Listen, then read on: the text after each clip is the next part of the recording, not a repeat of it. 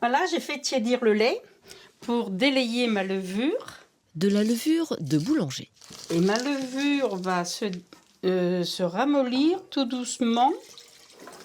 Pour le reste, C'est comme une pâte à crêpes, avec moins de lait, moitié moins. Je malaxe la levure pour la mélanger au lait et je l'ajoute après à la pâte.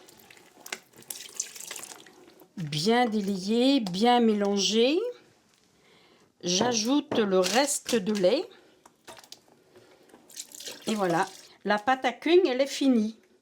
Et on la laisse reposer 3 heures. près d'une source de chaleur pour que ça lève. Autrefois, les anciens, alors, ils mettaient leur récipient de pâte à queuing sous leur couette dans leur lit.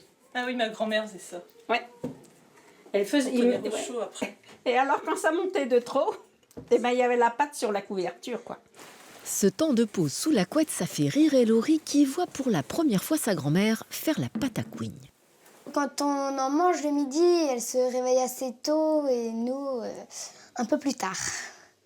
Tous les vendredis, on faisait des queuings parce qu'il n'y avait pas le droit de manger de la viande. Donc, on avait un repas de crêpes ou un repas de queuing chaque vendredi. Alors, c'est typiquement du sud du pays bigoudin. Quand on va au-delà de Plonéour, Poulrezic, on n'en trouve plus du tout. On n'a pas du levain partout sur le territoire en Bretagne. Et le pays bigoudin sud était réputé pour, effectivement, notamment aussi la présence de levain. 3 heures plus tard, tout le monde se retrouve autour de la bilique. Car les queuings cuisent comme des crêpes, mais sans être étalés au roselle. Celui qui aura le Plus petit, plus épais, tourné et retourné pour qu'il soit bien doré, pas trop brûlé, doré. On faisait le repas complet avec les queuings. Ouais. Et combien de queuings alors? Un homme, un adulte, oui, 5, 6. Nous, 2, 3. Toi, tu fais pas comme ça. Non, moi je les enlève et après chacun se sert en beurre. Ah, d'accord. À toi aussi? Ah, ok.